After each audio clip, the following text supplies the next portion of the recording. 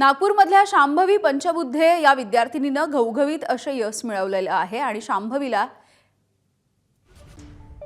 ऐकू येत नाही तरी देखील तिने 10वी मध्ये 94% गुण मिळवले आहेत। तिची नेमकी कहाणी काय आहे, तिचा हा प्रवास नेमका कसा राहिलाय जाणून घेऊया।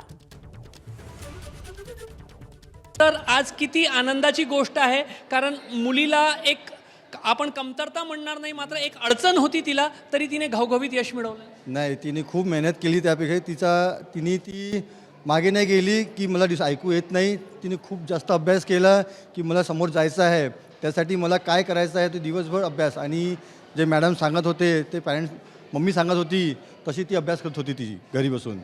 शांभवीला ऐकण्याची कमतरता होती तरी ती इतर विद्यार्थ्यांपेक्षा कमी नाही।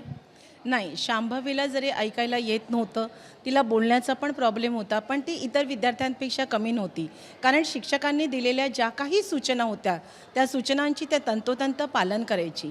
आणि शिक्षक शिकवत असताना आम्ही वर्षभर तिला पहिल्या बेंचवर बसवलेलं आहे, त्याच्यामुळे शिक्षकांच्या लिप मुवमेंट्स ज्या असतात त्याचं आकलन तिला व्यवस्थित व्हायचं आणि त्यानुसार ती गृहपाठ करायची।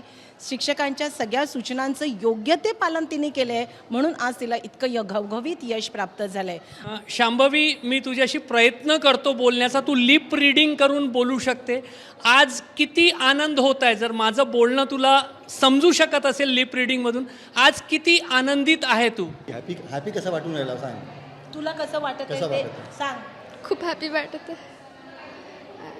किती अडचण आली माहीत नव्हतं इतके मार्क्स येतील।